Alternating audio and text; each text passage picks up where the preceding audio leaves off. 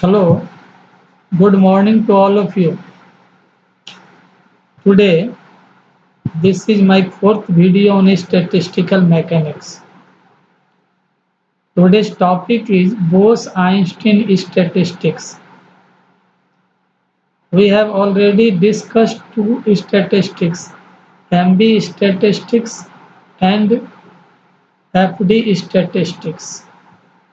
Today, this is Bose-Einstein statistics.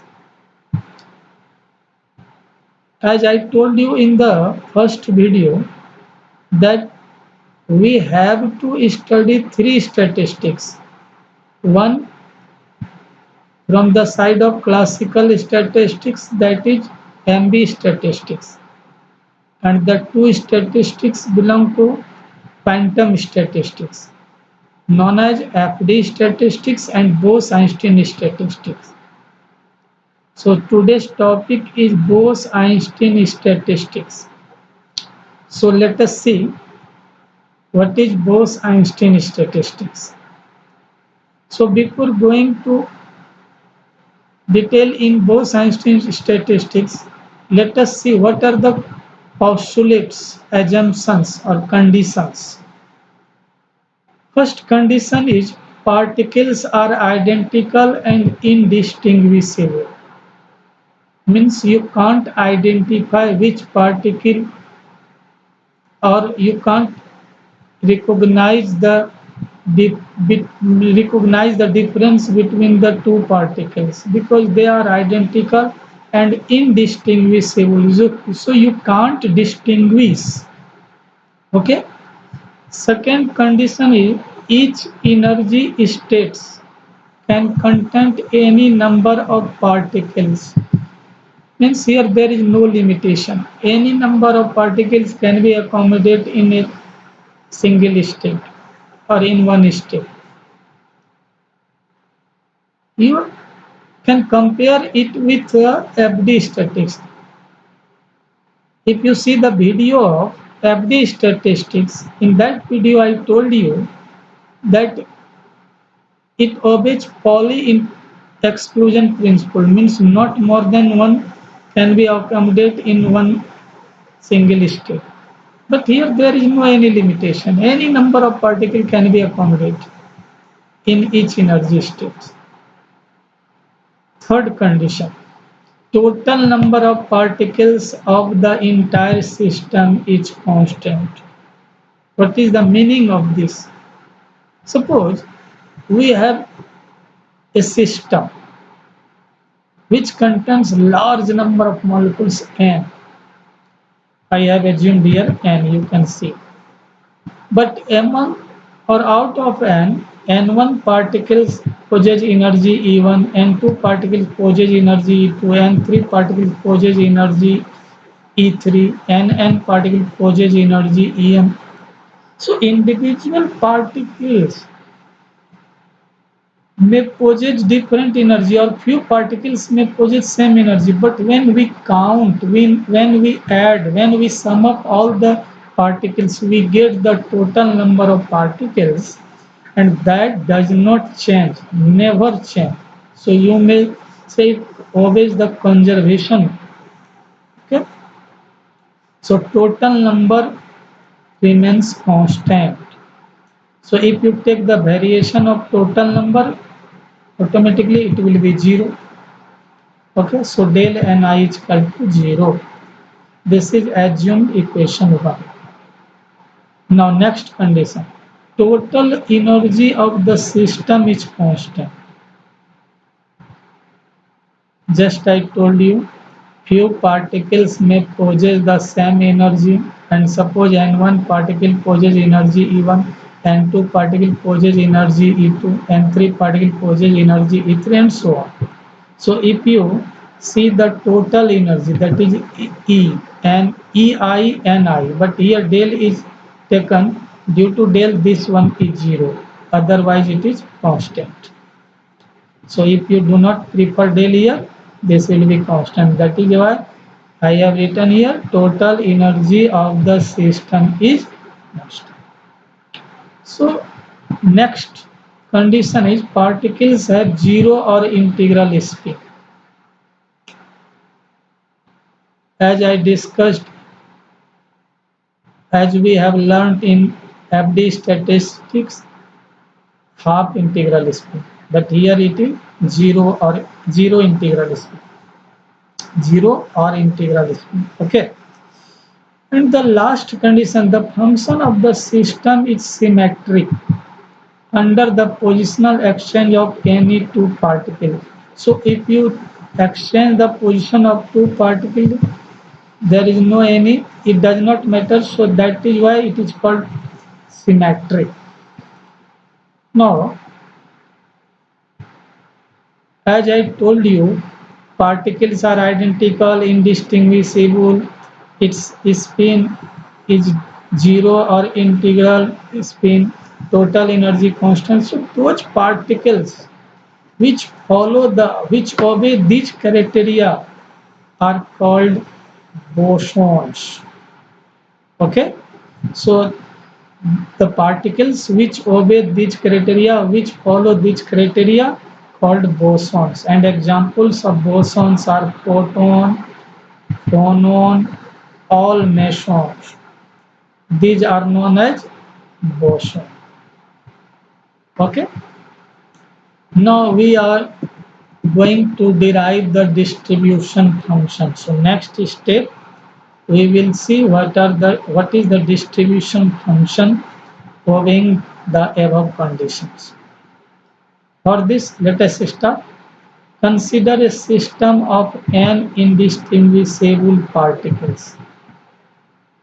Let these particles be divided into quantum groups or levels such that there are n1, n2, ni, nm be the number of particles in system with energy. I have discussed this before in the beginning of the video that n1 particle possesses energy E1, n2 E2, n3 E3, and so on. Again, let Gi, see here, let Gi be the number of eigenstates. You may say statistical weight, you may say degeneracy. There are so names. You will write one name in the examination. Need not to mention all the names here because all are same. Now, what is our target? Target is to find the distribution of Ni indistinguishable particles in Gi eigenstates. Means we are going to distribute Ni distinguishable particles in Gi sublevels. And all the sublevels have the same energy, Ei. So first we consider the ith energy level. There are Ni plus Gi total particles. Okay, keeping the first quantum state fixed, then how many quantum states will be left? That will be Ni plus Gi minus 1. And we can arrange it in Ni plus Gi minus 1 factorial because we can start from any sublevel, so total this one. But see here, equation number 3, this one in the numerator. But here we have divided Ni factorial and Gi minus 1 factorial. Why? Because in the very beginning, the condition is that particles are indistinguishable, means you can't identify when you exchange the particles into sublevels. They appear same. That is why we have to deduct Ni factorial and Gi minus 1 factorial. Let us see why. But since the particles and the quantum states are indistinguishable, so we have to deduct this weight from all possible weights, and that is why we have divided here from Ni factorial and Gi minus 1 factorial. And this is the effective number of arrangement, effective number of possible ways. Okay, this is for ith. Now we are going to find out total number of which of entire distribution of n particles in an n number of energy levels. See here, this is the number of particles, total particles. This n is the number of energy levels. Okay, and this is the possible number of or possible ways of arrangement. W is equal to, actually when we go to calculate the total, we do not here operate plus sign. Actually, in probability, we use product summation. In the first video, already we have discussed that in probability, total is equal to product summation. So it is Ni plus Gi minus 1, Ni factorial, same thing. This is for single energy level and this is for total particles. Here, pi denotes the product symbol. Now, this is your equation 4. Now we solve it. So let us see how to proceed. See here, in the bracket this is 1, in the denominator this is also 1. And except 1, there are Ni plus Zi. One thing you should know that Ni is very large. Gi is very large. So in comparison to Ni plus Gi or Gi, 1 is very, very small. So you may ignore 1, you may neglect 1. And then this equation reduces to this one. In the denominator also, Gi minus 1 factorial is replaced by Gi minus 1, Gi factorial. Now we take the log on both sides. Here it is log W. Here, if you take log, this is numerator part is m, suppose m, and denominator part is n. So log m by n means log m plus log n. Here there are two terms, so that is why it is minus. Sorry, log m by n is equal to log m minus n, and that is why this minus n. And this minus is has come due to product of ni factorial and gi factorial. Okay. Now we use Stirling approximation. One thing you should know that Stirling approximation is used in that case when Ni and Gi is very large. As I told you, Ni is very large, Gi is very large. So naturally, we use Stirling approximation. We can use because Ni and Gi is very large. So what is a Stirling approximation?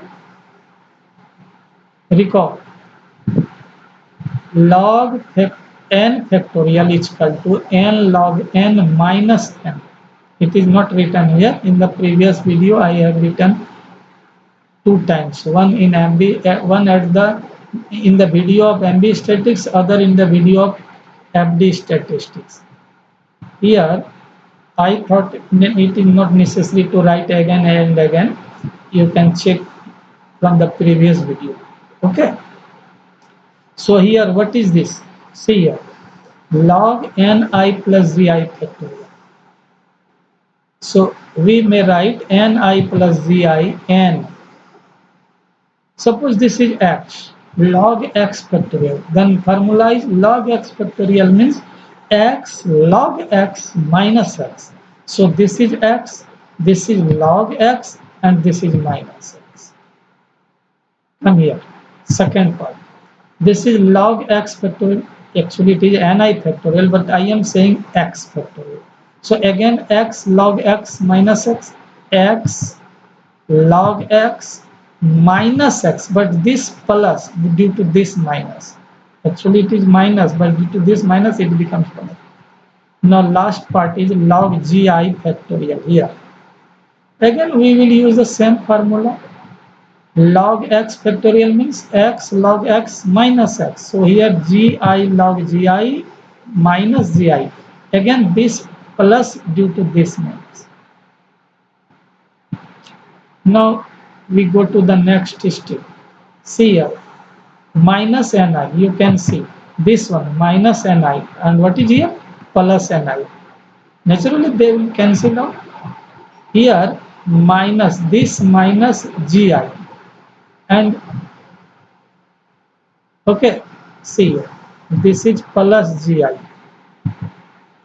so these two will be cancel out. This gi and this gi cancel out, and this ni and this ni cancel out. Clear?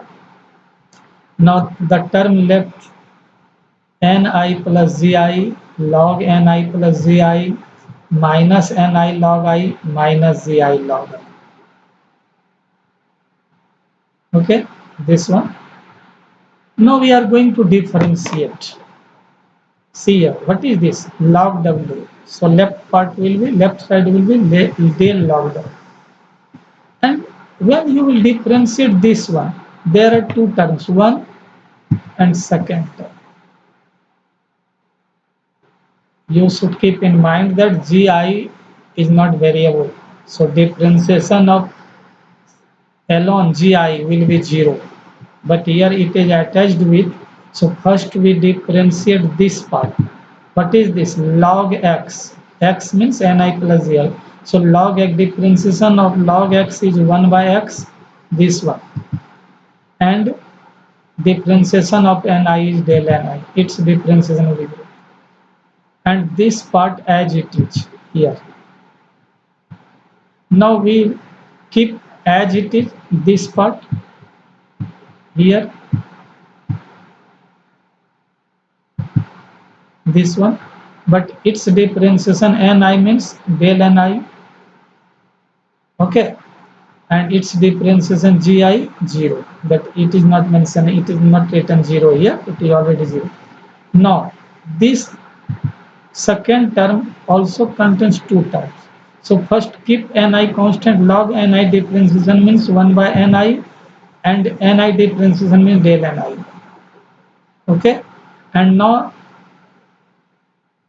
log ni is treated as a constant here, and differentiation of ni is what? Del ni, and its total differentiation will be 0 because no variable term.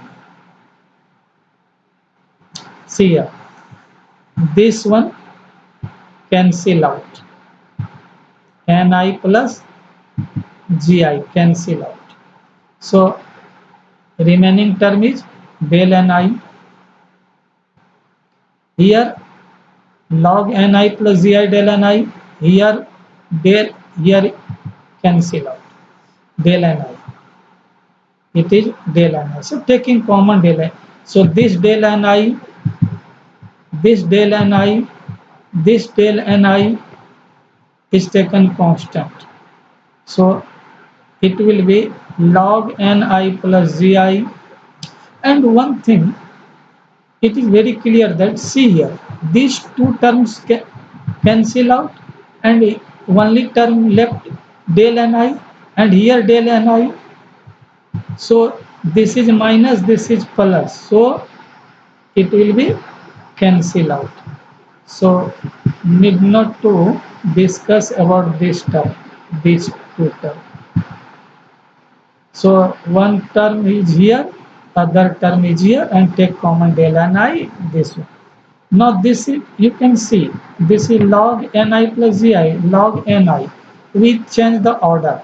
First we write log ni, and then we write log ni plus gi. So minus sign is taken outside. And you know that log m minus log n is equal to log m by n. Okay. Now we are going to put a condition. For most probable distribution, del log W maximum is equal to 0. So when we take the W maximum, this one is 0. So this one will be 0. You can see here, this one 0. But here, left in the left hand side, if you see, one term is here, other term is here. And as I told you so many times in the previous video also, that del ni is never 0, because it is the del ni not equal to 0. So here, okay, I am coming to here.